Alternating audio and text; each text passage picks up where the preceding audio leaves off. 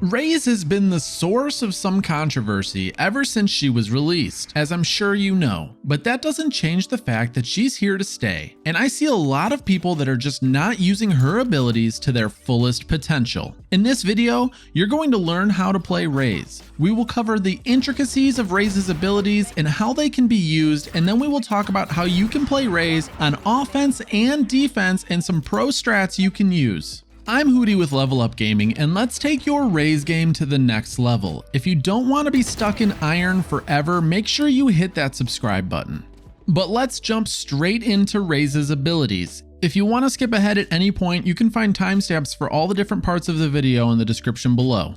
First up, we've got Raze's Boombot, aka Gary the Snail. This little guy is your best friend. No, really. You know that guy you and your friends play with that is terrible at first-person shooters, so he just runs in and you follow and bait him for kills? Yeah, that's Gary. Whether you're sending your Boombot in at the beginning of the round to clear a certain area, or you're using it to push an enemy and hopefully get a kill, this thing is incredibly useful. If an enemy has armor, then it will chunk them down based on how close they are when it explodes, but the maximum I've seen it do is about 120 damage. If the opponent doesn't have armor, on the other hand, it's gonna be an instant kill. Remember, always trust Gary. Then you have Raze's Blast Pack. If you want to make yourself fly or even tick off your teammates by doing some damage to them, then this is your favorite ability. It'll stick to whatever surface you throw it at and detonate after about 5 seconds, or you can press the key you used to throw it again to detonate it instantly. It can also be used to clean up a kill or even just chip away at your opponent's health if you want to.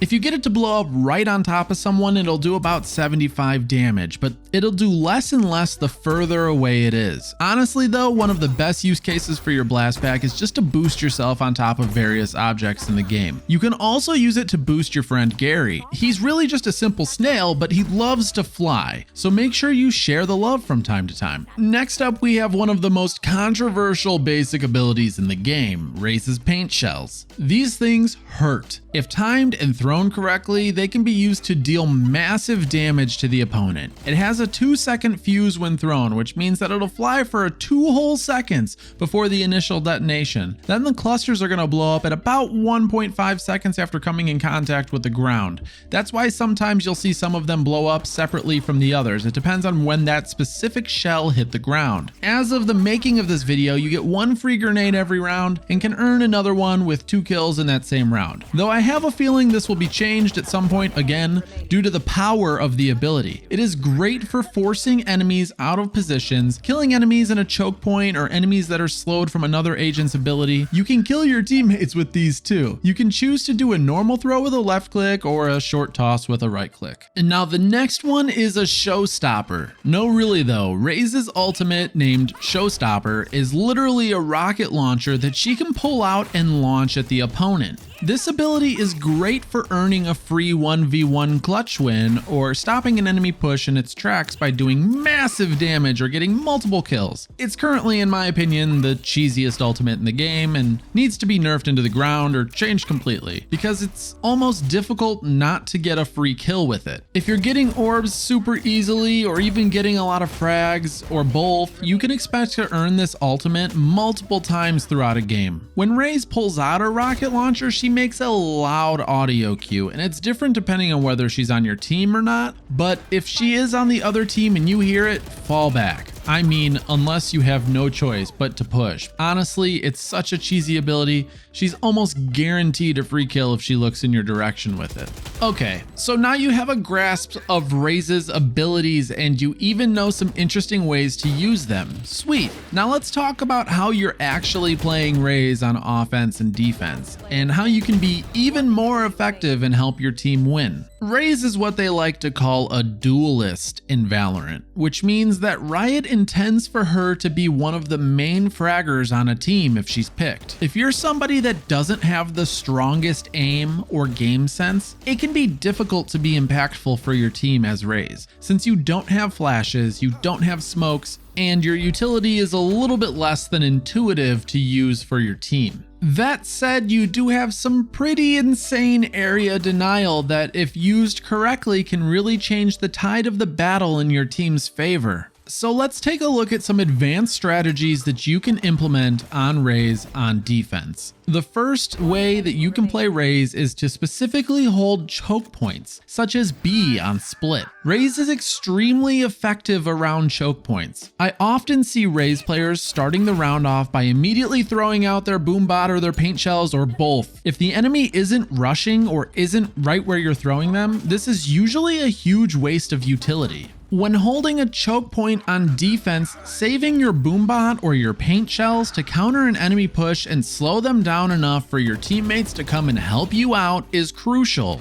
Don't forget about your blast packs either. They don't have the same range and you don't do nearly as much damage, but if you have already chipped away at their health with your paint shells or your Boombot, then you might be able to finish them off with a really precisely placed blast pack. Not to mention, your ultimate is the perfect ability to stop a push through a choke point. Even if you don't get a kill, just the sound of you deploying it will cause the enemy to scatter, and rightfully so. Even more so if you come flying through the air from a blast pack and launching rockets at them. Do you even blame them? Another effective way you could be playing Raze on defense is in tandem with a Sage to lock down a part of the map, and I mean really lock down a part of the map. Raze's paint shells can be used with extreme effectiveness when used together with Sage's slow orb or ice wall or some other agent's abilities. Locking down an enemy or multiple enemies to a specific area and then hitting them hard with a paint shell can mean almost a guaranteed kill. When used together, these two operators' abilities can stop a 5-man rush in its tracks without a single shot fired. It's almost too overpowered. Raze is just so powerful on defense that it seems like she probably shouldn't be too good on offense just to counterbalance it, but she is even stronger on offense. Offense is really where Raze can shine because she's extremely strong when it comes to clearing out corners or angles where the enemies could be hiding. If you and your team are planning on pushing a specific bomb site, using your Boombot to find hidden enemies and your paint shells to kill them or make sure that enemies aren't hiding in other corners behind other spots before you ever even need to confront them, is just the difference between winning and losing a round. Don't forget that you can also boost yourself over walls and boxes using your blast pack as well.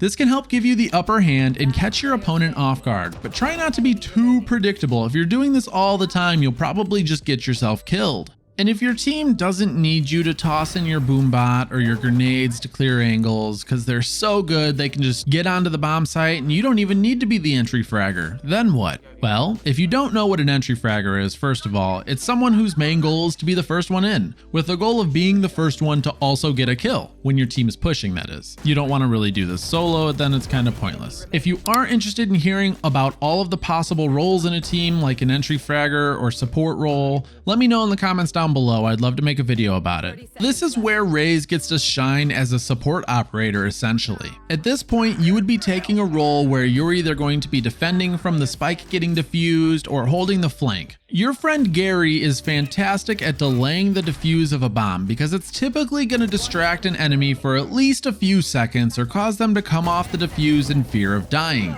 Following that with a paint shell or even a showstopper, and you've all but won the round already. You probably shouldn't try to be a support player as a Raze. You really should be going for a fragging role and someone that clears out bomb sites first. That being said, if your team is down to the point where your Raze is your last support character because you're trying to defend the bomb, you're not really in a bad situation if she still has all of her utility. Tossing grenades and rockets at the bomb can stop defuses super easily. And then if you're trying to stop an enemy Raze from pushing your bomb site and clearing it out, you should probably check out my video you see on the screen right now on how to play Cypher. He is the strongest solo bomb site holder and is fantastic at locking down parts of the map.